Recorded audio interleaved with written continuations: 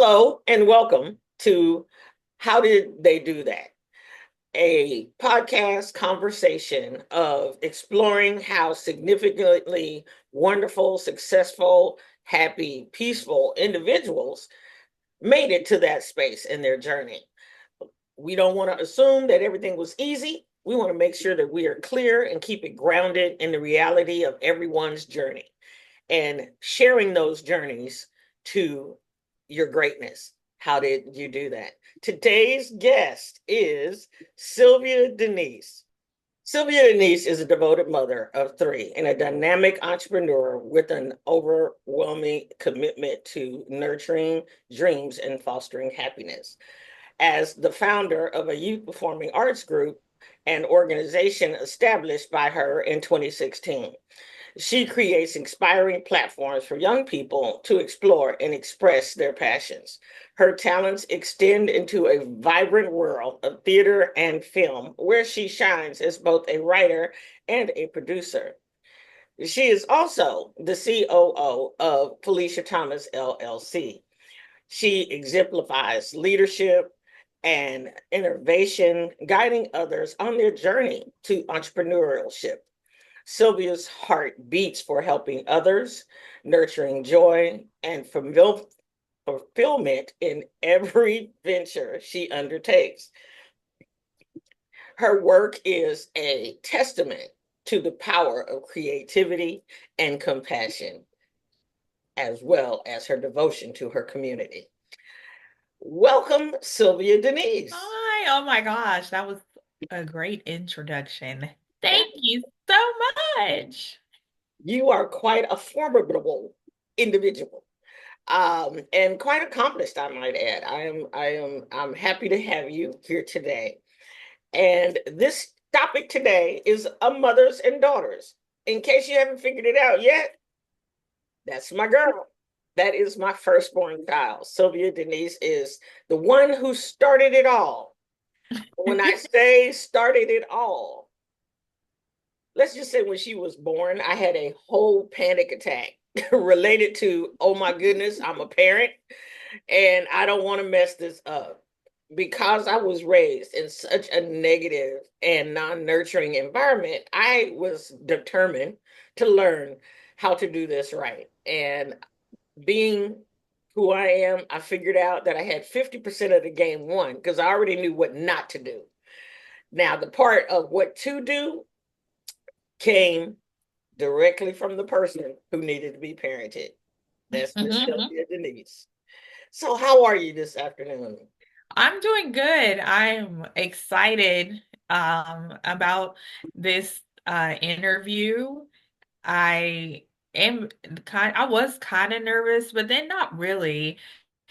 Because we know what we've been through, but everybody else doesn't really know, except maybe people that are really, really close to us. So I was very looking forward to sharing our story and all of the things that kind of happened in between from when I was born to where I am now as a lovely, fine 40-year-old Black woman. You had to say 40. You had to say 40, I really? had to say 40 because I'm proud to have made it to this Hey, age, I, and celebrating every milestone is I, important for my mental health. Ashe. I am with you 100%. Amen. Ashe and ditto. Yeah, Absolutely. 40. Absolutely. I that was a milestone for you. And when I turned 40, that was quite the milestone as well. It yeah, it's a difference once you cross that line. Something big different difference. happens in your soul. And I'm watching that in you, and it's been Yeah. quite an adventure. Been quite an adventure. Um, let's jump into it. Okay. If you were going to describe our relationship in one word, hmm what would that word be? Well, how would you describe that? One word. One. Hmm. One word I guess I would say is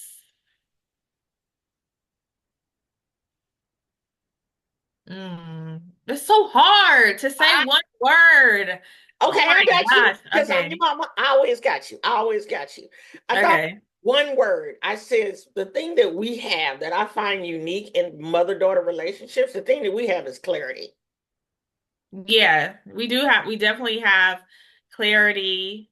Um, I mean, or I'm just gonna say like a couple, like I would definitely say thrilling would be a word. Okay. Okay. Um, Okay. I would definitely say uh, supportive. Okay. Okay. Okay. All right. Okay. We can go. Yeah, I would say supportive. Okay. And the On both that's on both ends, but from my perspective, I'm supportive. all right. I'm gonna let you have supportive. I'm gonna take clarity. Okay. Okay. All right. When I say clarity, something that we had to clear up real early in our relationship was the roles that we play in each other's lives. From the Yeah. time that you were a little person to an adolescent to a full-blown teenager to now a wife and a mother, those are a lot of transitions that mothers and daughters take that they don't literally understand that there's a transition in the relationship that's required. Hmm. We have done a good job of that, as far as I can say, because I literally consciously try my very best. Now, I don't know what percentage it is. You can give me that later to Yeah. stay in my lane, right? To Yeah. say, okay, basically, okay, that's who you want to date. All right, then, you got it. I just stay safe, and I just did Mhm. everything I could to do that. And then when you started, hanging out with various and sundry people, one of the things I had to do was very conscious is trust how I had raised you, that you would make good choices. Like we would say every morning before you left the house, what I say, make good choices. And you guys would Yeah. go off, after you say your things and you make good choices. And the older you got, the more I had to trust that you were going to be able to do that. And, of course, staying in my lane as a mother-in-law and a grandma, those were roles that I had to carve out. And I know a couple times I missed it, but Yeah. you can speak to that. So that's what I mean when I say clarity. Know your role at the stage that your kid is in. And I think we've cleared all of that up at this point.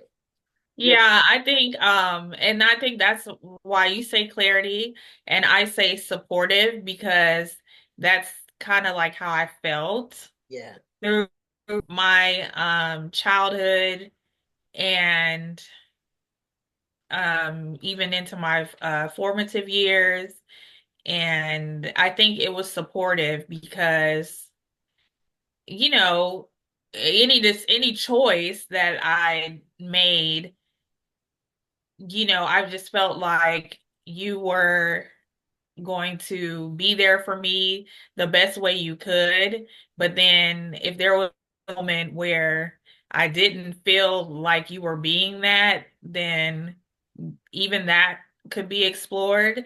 And it wasn't something that I was afraid of doing or letting you know. Okay. All right. All right. Speak to that. Speak to that. Speak to that instant or instance in your life that you didn't feel supported by me.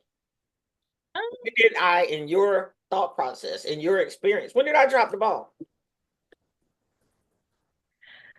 So I guess well, okay, probably like I felt really supportive, through elementary school and middle school. I was very expressive with how I wanted to look and how, the type of friends that I wanted to have. I would say where I guess as a teenager, later, like maybe like starting around like 16, I would say I was maybe going through a lot, as a lot of teenage girls do, with really trying to find a circle of, friends and exploring like the whole boys situation. And I think there were times where I wanted to kind of, I guess, be free. Oh, well, yeah. And you had your mom hat on, and I kind of felt like you were maybe like blocking that. So I wouldn't say it was like you were dropping the ball. You were just kind of being in your role. But I guess as a teenager, you feel like, oh, I feel like so trapped, when you're not really trapped. You're just, I'm a teenager. I was very self-centered, where I wanted to have things a certain way. And instead of me kind of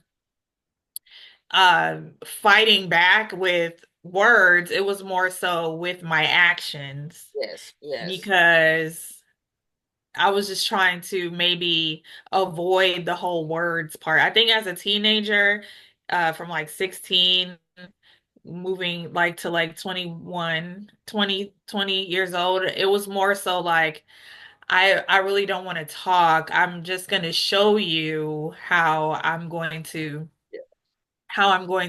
be, and without getting your permission. absolutely, absolutely. And that was your claim to fame. You know, your brother was more like a bullet train going to Yeah, a small city, and you rather get forgiveness than permission. And yeah, I knew that, but as I came to the knowledge real early that I can only fight battles that I can see. So all I had to do at that point is pray. Again, another reason you are credited with my spiritual journey, because your genius level IQ made you the slickest, smoothest operator of any teenager I have ever had the pleasure of knowing. The things that you and your brother have shared since you've been adult yeah, about what you were able to get through, because I'm aware that I was very dominant and controlling. I was really trying to just I was really tight with it. I was more tight then than I would advise any parent to be, because what that does is it creates slick, smooth kids. If you stay that tight on them, they just mhm, outsmart you. They're going to outsmart you. I don't care how much you think you know or how much you think you control it. Oh, they gonna get you. yeah, Because mine got yeah, me. They got me a couple real good times. Fortunately, I didn't have to find out about it until they were grown, so they stayed yeah, safe and stayed alive. So there yeah.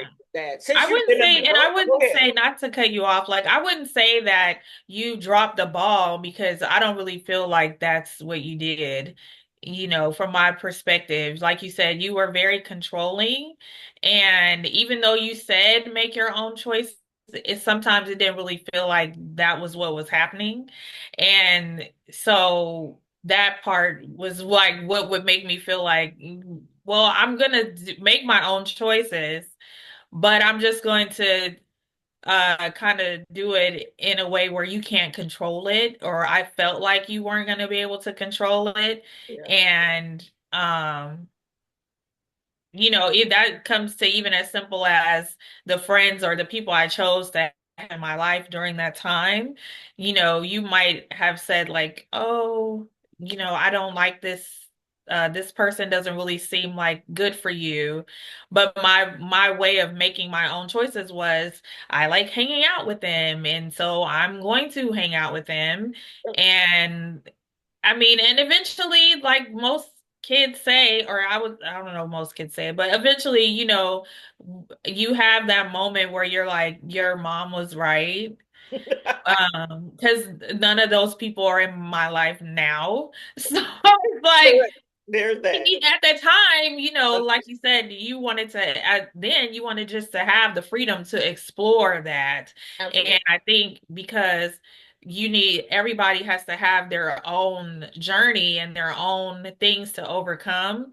That was just a part of my journey. Like I had to see how people were, and how people can be for you, and how people can't be for you, and you know that part. So even your controlling nature still was beneficial to my journey of growing up, because it still created a sense of like security and caring. And Well, but I yeah, still just had to find out for myself. absolutely. And see, you're 40. You didn't know that then. right? And neither Yeah. did I. I didn't know that my controlling nature just fed my fears, right? Because I Mhm. most kids, in work that I'm doing, and they're like, my mom is this and my mom is that. I say, your mom is scared. She is terrified Yeah. that something bad is going to happen to you. That's what Mhm. that controlling is. And as a parent, we got to get a hold of that fear and trust Yeah. that we raised them right. And then whatever spiritual practice you have when you got teenagers, you need to practice it. You really Yeah. you really need to practice it. So that's good. I really want you to talk about when I believe I dropped the ball, but I didn't know I had Mhm. dropped the ball until later, which was when Okay. your brother and I moved to Nevada. Would you not Um, see that as a drop ball moment for me? mm, Don't be nice I about mean, it. okay, so like during that time, I was going through so much. Yeah. Because I would say like even as a child, me and Chris, we were very different. And I always kind of felt like had needed a little bit more of attention because of his personality and his nature. And, I was more so like the creative kid, didn't really get into trouble like that. And so I didn't feel like you guys really had to have your attention on me as much, and whatever I wanted to do, of course, you guys were there to support me in that and say, oh, you want to do this? Oh, that's fine. And you want to do theater, and that's fine. And, you want to do dance? Okay, you can do that. And so I kind of just grew up knowing like, my brother was gonna need he needed a little bit more from my parents. And so as I got older, um, I just kind of moved that way too. Like the things that I would do, I, I just felt okay to separate myself from uh what you guys had going on, and I was just doing my own thing. I was working. I always had a job, always, Oh yeah. had a place to live, and I was just thriving. And I was okay with you guys being over there in the house, and I was just doing what I was doing. And even when I had Luke, even I was still doing my own thing, even going, through that. I always knew that I had you guys there in the background, but I just kind of knew that Sylvia's over here doing stuff. So when you guys decided to move, at the time, Luke was like 1 years old. I think he had just turned one. He turned No, one, he was one. one or two. He I just think turned one. he Mm-mm. was walking. Was he? Yeah, he was walking, but he was one. Oh, okay. It was a Okay. little bit after his first birthday, Okay. that you That was guys were my birthday. deciding to move. Yeah, and during that time, I mean, I was kind of, and because of my work ethic, and I learned that from my parents, I always had a good job. So I always was okay with finding a means to support myself. So even though Luke was little, I was working. I had him in daycare, I was dating at the time. So when you guys decided to move, I wasn't really like shocked because I knew like the circumstances surrounding the move. Right. You were helping Chris at the time. Also, you had some things going on, and it just seemed like a better fit. And because of my personality, I'm always gonna go for what seems like the best choice for the person, that whatever reason that they might be doing it. Okay. Okay. I'm gonna be okay with Do that. you feel like that kind of doesn't leave you room to like feel real feelings about things, like get mad or feel upset, or because you have that ability to just kind of make that adjustment? I was, yeah, I feel like it does give me room to do that, but I don't really feel like it's always necessary, like to be that. um emotional because I just feel like people, whatever you feel like is best for you to do, and a lot of times when people are doing what they feel like is best for them to do, because again, as a teenager, when I was that way, I didn't really care what anybody else thought. I was just doing what I thought was best for me. And so as an adult, when somebody decides to make a choice, move out of state or something like that, even if it is my mom and our family, I just kind of like, well, okay, because you guys were doing what you thought was best for you to do. So who am I to stop that? Yeah. Right? And if I What did that want, make you feel though? I didn't really. I was just kind of going with it. Okay. Um, Okay. All right. because again, like I was already kind of moving by myself. The things that I was doing, I was kind of just already by myself. I had my own place and all that kind of stuff. So it didn't really affect me like you probably think it did. It really didn't affect me like that. I was just like, okay, if this is what's happening, then this is what's happening, and I'll adjust to it, and it's just gonna be that. Okay. Now when you guys moved, I did go through things where I was like, oh, I y'all were still here, but at the same time, how would that benefit me to be worried about that when I have a son and a job? I need to keep my life going. And I felt like you guys weren't really thinking about, is Sylvia gonna be okay? So I wasn't thinking like, why would I be concerned if you guys felt like if I was gonna be okay? Because that's not something that you guys were really considering. Right, right. Which Yeah. which is which is absolutely your truth. Yeah. Absolutely. And in hindsight, the minutia of the whole thing, because we all get hindsight, right? 2020, Mhm. wishing like, oh goodness, I could have done that differently. Yeah. And I could have done that better. I could have made that decision in a different sequence, as it were. So Mhm. what I'm hearing is you've been kind of moving in your own little direction for some time because of the big personality that your brother had and Mhm. the limited tunnel vision that your parents had. So I hear that. I hear that. And it makes perfect sense. Makes perfect sense. Yeah. Because you can only do what you know to do. And then at the time, it was the squeaky wheel. He made all of the noise. And so Yeah. we were all over there. I had not learned at that time that even if it's a noisy whole situation, you still have to spread that attention around and not just live in a constant state of emergency. And as far as parenting goes, I see that as a ball that I kind of fumbled. But here's the thing about that: Mhm. we've had the conversation as evidenced by our ability to share that, because it was a very painful conversation, because Yeah. as a mother we always want to do the right thing and have the right intention. What I'd say to parents, the best thing you do is understand intention over impact, right? Because whatever my intention was at the time, I can't control the impact it had on her. And when Right. her impact is different than my intention, my job is to say, "Oh, baby, I am so sorry. Was Mhm. I I apologize that you went through that.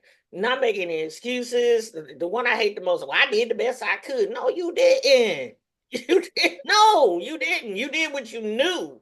Now that Mhm. might not have been the best. So it's just it's I think it's another reason why we have clarity. I think it's another reason why have clarity, because I don't have a problem validating your experience of me as Yeah. a parent. Yeah. All right, all right, Yeah. okay, all right, that's good. Okay, I like that. We moving, we moving. As a daughter, what is Yeah.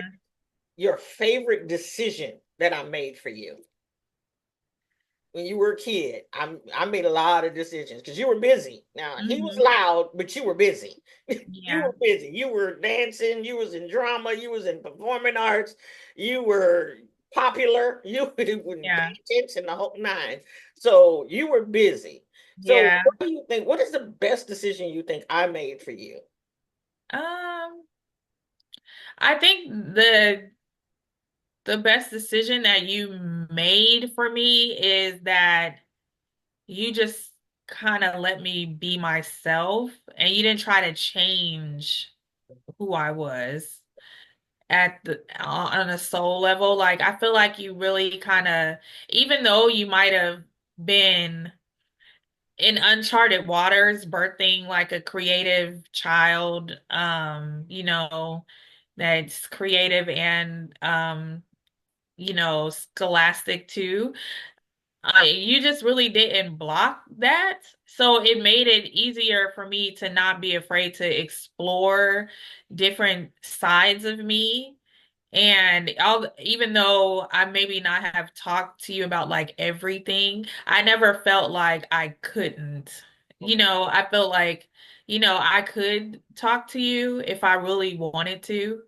And so I would say that you just really allowed me to be myself. And I think that's the most important gift or something that you can have as a parent is to really understand your child or and who you gave birth to because they may not always necessarily follow in your footsteps or do all have a life that you feel like they should have.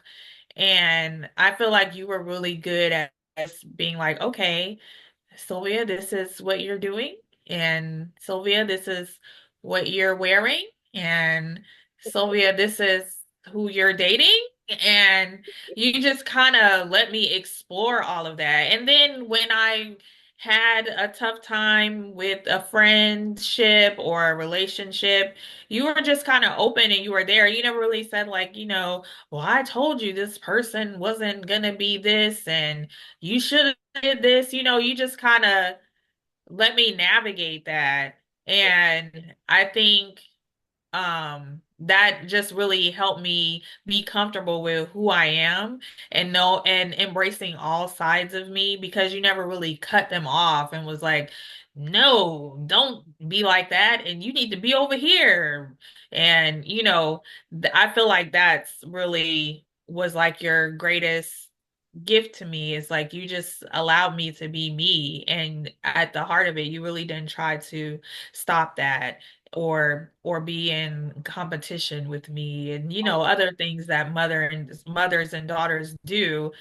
um and yeah, and if I didn't want to do something, you weren't bothered by that. You were just like, okay, well, if you don't want to do that, but you need to do something. And I appreciate that because that's how I am now. I just Yeah, I never just, yeah, I if see I'm not that. doing something, I or if I'm just not embracing who I am, or if I'm making decisions, or if I'm with people that just don't really like who I am, I'm just not gonna stay because I just feel like, yeah, you either appreciate a person for who they are, you don't try to change them, and the minute you try to do that, you're not really being a genuine person yourself. So, Not at all. Not at all. So okay, I like that. That is true because I think you were probably two when I realized that you were different. yeah. You were you were different. You're in the Sunshine Band, and at two you had memorized 25 verses of scripture, and Hmm. I'm like, wait a minute. Not to mention, you also would cry if I blowed on you. If I just looked at you sideways, you just bust out in tears, and I'm like, okay, this level of sensitivity is different. I grew up in a Shark Tank, so crying wasn't a big deal over where we cried all the time or didn't cry at all. But you Hmm. are extremely sensitive. But then you were also scholastic. So Yeah. I had to go back to the books. I had to go back to the books, and I realized that my beautiful little girl thought with both sides of her brain. And you are creative, and you are also scholastic. and from any moment to the next, you switching, and that showed up in a lot of different ways. Besides the fact that you're ambidextrous, that was part of it. And watching you write was quite an experience as a child. Just go and then start going again. I realized that you were different. Again, a reason for me to pray and read some more, because I Yeah. didn't want to do that. I had so many people, or one person in particular, my foster mother, trying to tell me who I am. You Hmm. are this. This is what you're going to do. This is who you're going to be. No, ma'am. No. Mm-mm. I didn't enjoy that, and I was not going to do that. And Yeah. I'm glad to see, because man, you're pretty freaking amazing right about now. And you absolutely do use both sides of your brain. But I've also noticed, as your mom, watching you as Yeah. an adult, when you don't honor that about yourself, when you swing too far in the administrative piece and then your creative piece starts to wilt, you physically become ill. You physically get you physically start falling down what we call in our family the black hole of darkness. You Yes. start falling down the black hole. And I have to think about, okay, what has she been doing consistently this past couple of months? And I was like, oh, okay, she hasn't dug in her creative bag. And I Hmm. tell parents all the time, even now that you are 40 and your brother is 38, and I said, your greatest gift as a parent is to pay attention, to watch Yeah. children's ebbs and flows, right? Watch their ebbs and Yeah. flows. I'll also know that with your brother, if he doesn't stay connected to us on a regular basis, he will slide down the black hole. And if he is in Yeah. crisis, he has to really stay connected to us, even as grown as he is. It's just like, your family, needs to be there. Now, we've been all the hearts and flowers thus far in this conversation, and I can absolutely appreciate that. Yes. Do you ever remember us having a fight? Um, I would say, yeah, probably, but not really as like a teenager or anything like that, because I'd probably say more so when I was like in college and stuff. Because I don't even think it was, and I wouldn't even say it's like a fight. It was more so like we just weren't vibing, Mhm. and our option, instead of like fighting with each other, we just distance ourselves from each other, Yeah, you know? yeah. And I think um I don't know. I really don't know, like trying to remember like why that was happening. Oh, I think it was because I think it was maybe because of like how the people I was dating, Mhm. and you felt like they were kind of taking me away from what I felt like I was supposed to be doing, just focusing on school and thriving, and you know really, I think you just really didn't like, or you could just really tell like when somebody really wasn't for me. And that's always been like something that I've had to deal with, even just trying to find people to connect to, because I feel like my personality is so different, but also at the same time is very magnetic too. Yeah, So a lot of different people are drawn to me, but um I always didn't have a good, like I tell the kids, like I always didn't have a good filter system with it. yes. And for some reason, like you could always kind of see that, like, oh, you're not really being who I know that you are.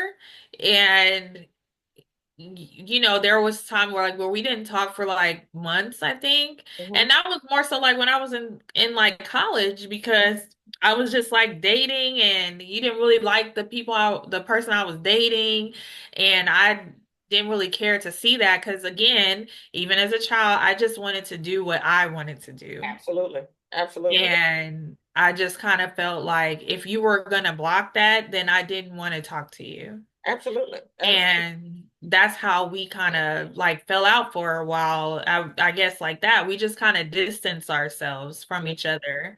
Mhm. And you were, I think maybe you were just kind of like, fine, go do your thing. And if you don't want to talk to me, then okay. And I was just like, well, I'm not talking to you. And I think I did, of course, talk to people that were still connected to you. Yes, you did. So I felt like you kind of always knew like I was okay. Yes. So, but Oh, we weren't calling each other. I wasn't emailing you. Like, we just weren't really talking. And during that time, it didn't really bother me, I think, because I had so much going on with school and just balancing that and again exploring a different part of my life during that time. It just wasn't in the forefront. But I always felt like on a heart level, I knew that I could call you if I wanted to, or I could reach out to you if I wanted to. right. So there was a level of comfort there.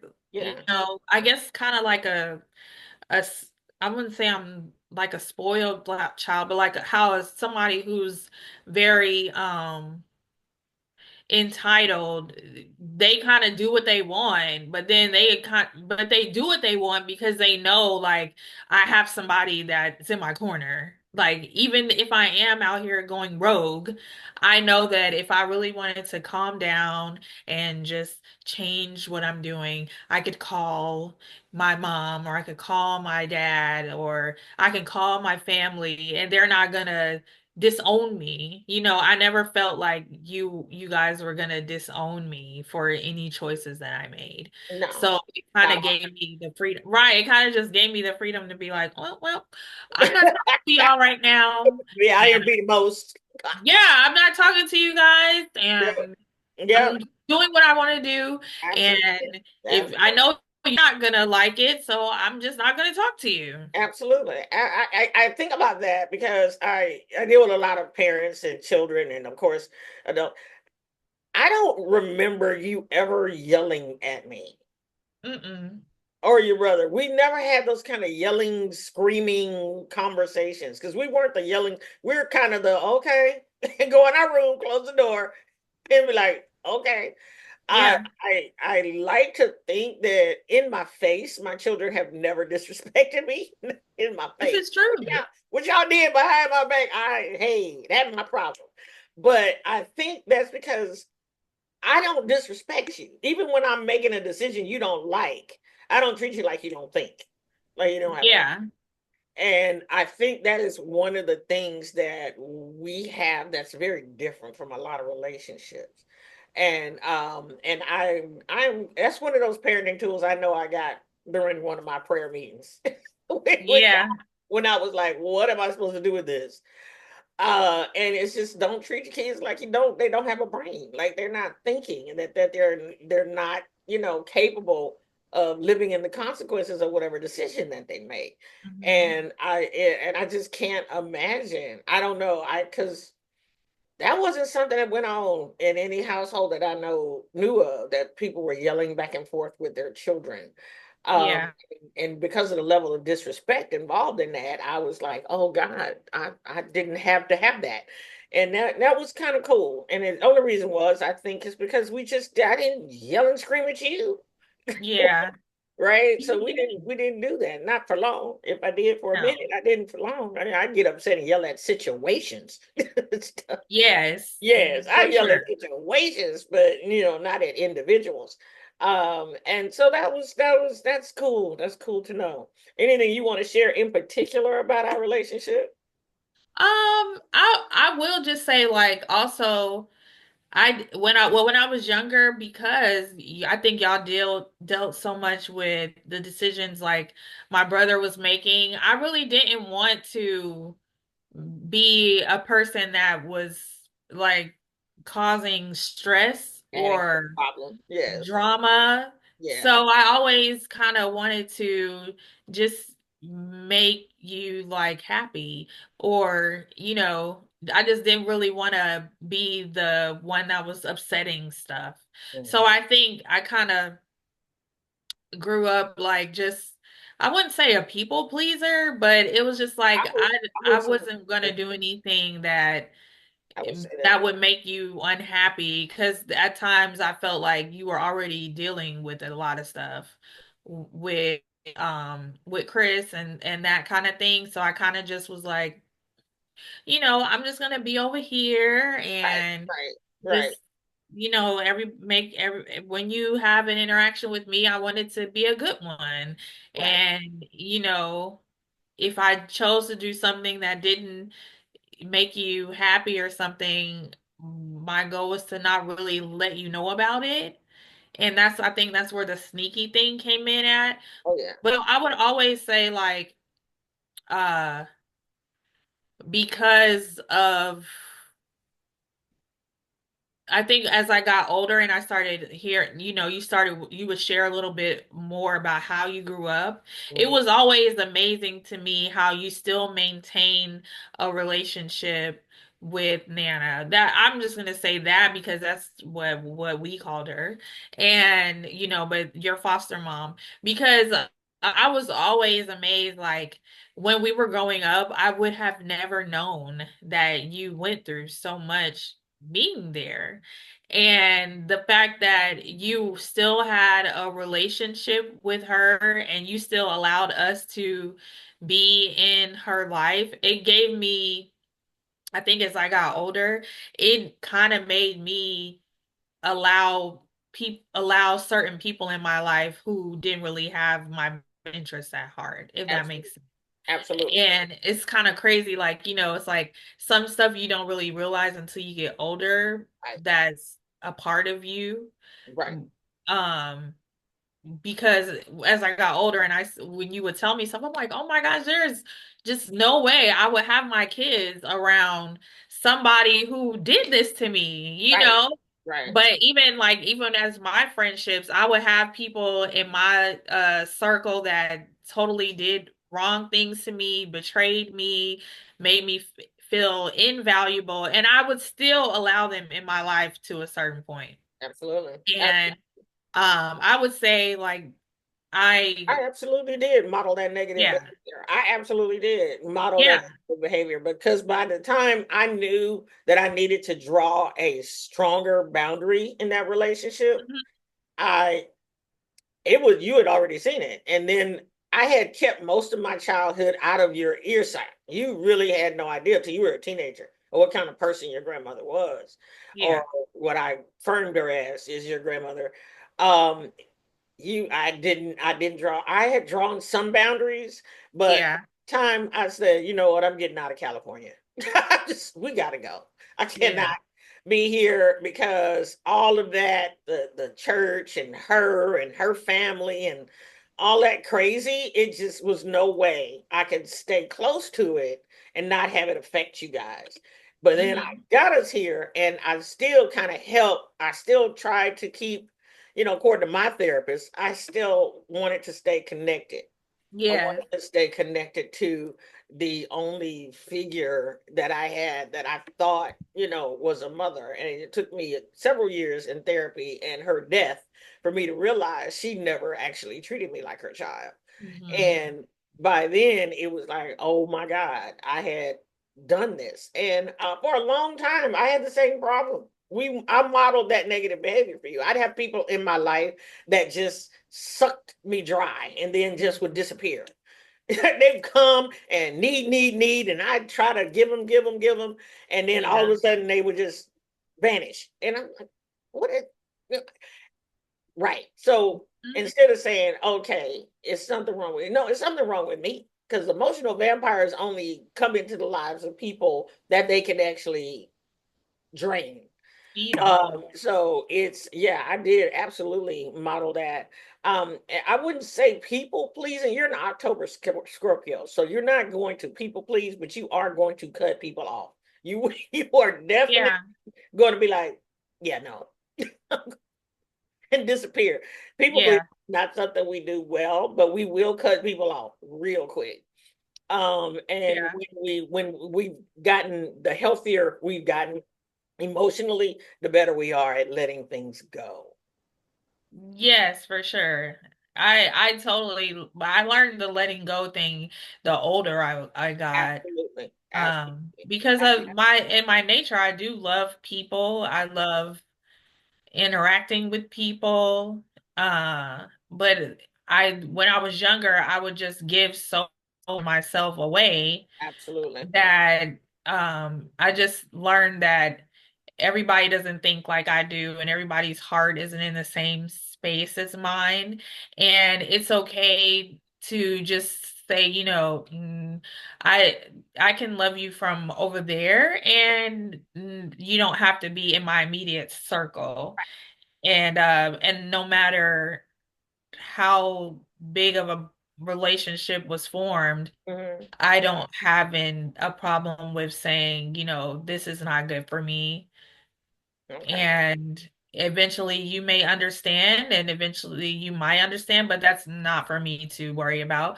No. When before that was something that I would worry about, like, oh, is this person going to be okay if I decide that I don't want to be their friend anymore, or I Yeah. don't want to be their girlfriend, or whatever. Yeah, the older I got, I just kind of learn how to move, like, Move different. what's best for me is what really matters, and if I'm not okay, then nobody around me will be okay. Absolutely. Absolutely. And it's interesting because I'm watching, and as I am teaching and working with interns and clients, I'm watching how some behaviors that I've modeled for you are showing up in your life and your choices. I've been watching that as you go. And that one about the foster mother, hadn't heard that one before. Had not heard, I Yeah, had seen it, but I hadn't made the parallel between me maintaining that that damaging and retarded relationship, crazy relationship, maintaining that relationship and how that affected you. yeah, Because for the most part, I just let my childhood just kind of trickle out. I didn't really like sit down and just drop it on you guys like that. But as you were getting the information about the terrible trauma and all the things that she had done and how incredibly sick and mean that she was, I didn't realize that you all did not have the capacity to separate it. And yeah, okay, but you calling her every week though. Why are you calling? yeah, and we're talking to her, and Why are we talking you to know Nana on the phone? right. She this big demon, and she was, but I thought that by being watchful, instead of just chop, which is what I should have done, is just chopped it off. But being watchful wasn't enough. I was still co-signing on Mhm. having negative, unhealthy people in your life. So that was revelatory. I see. This is why I love this show. This is why Yes, I love that we are doing exactly. this. We are Do learning it. things. We are learning things still in our conversation. So, closing words, dreams, Yes. uh futures, and where we headed, kiddo? Where we headed? What do you want for your mother as she ages? Well, I think we're in a very good place. I've always wanted to be in a place where I could extend my talents to help my family. And that's something that I'm glad that I can do like 100% of the time now. And I guess, what I want for you is just to have you continue to be at a place of peace, and to watch the fruits of your labor thrive in the way that we do. Yeah, And so even as an adult, still just you allow me to be myself. yeah, And uh and I think even as an adult, I've learned to um meet you where you are. And then we do that in a way that's very comforting and reassuring.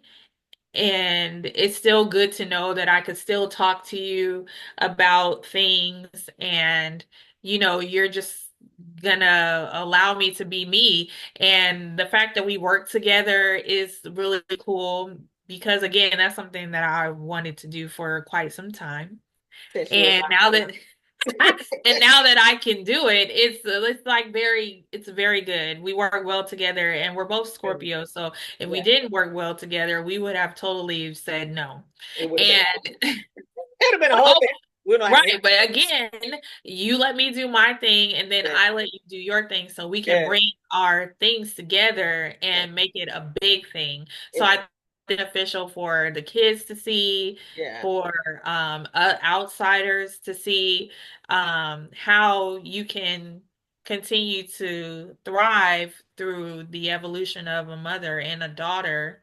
yeah, And even though you may have some ups and downs, again, you're always supportive and and you're always clear on how you are, and even when you do give your advice, motherly advice, it never comes across like you should do this and why you not doing that. You just still let me be the yeah, mom that I want to be absolutely. and the wife that I want to be, and still just know like this is Sylvia, and I know now like this is my mom. And when you're get into your controlling bag, I'm not really afraid to be like, Mom, you're doing a little too much, Yep. and I got this, so can I just do it? And I think you're learning still and still learning to be like, you know what, you do have it, Yes, and I'll just sit back and I'll wait until you get it figured out. Then you come to me and tell me what we should do, and then we're all good. So I yeah, think, as you continue to move on through your journey, as long as I can still continue to help you the ways that I can with career wise, and just watch being a mom and a grandma, and just letting you enjoy that really makes me happy. And so I think, as always, we're always tied together yeah, forever, so it's important that um we continue to guide each other through our connection and the roles absolutely. that we chose to play with for each other in this lifetime. So I'm super grateful to have you as my mom, but also as my business partner. As my business partner. Absolutely. Absolutely. It's funny that is so funny. That's a whole nother show. We're gonna have to take that Yeah, we might have to do a part two. one. Part two, sure. Ladies and gentlemen, and all others, thank you for joining us today. And we will indefinitely do a part two because there's I so think so. so much more. We have so much more to share. And maybe we'll get that wonderful son of mine on here one day. That would be fun. He has an amazing story. And Yes. so we are going to be closing out. And Sylvia Denise, I can't be any prouder. I don't know nothing else you could do to just make me shine any bigger. I appreciate you, my dear. I appreciate you. All right. Feel free to like and share and subscribe and all the things. And Yes. hey, send us some questions. We might want to answer It some does sound questions or interview certain types of people. If you think you make a good guess, let me know. Maybe you win. for sure. Have a Let great. us know. Thank you so much.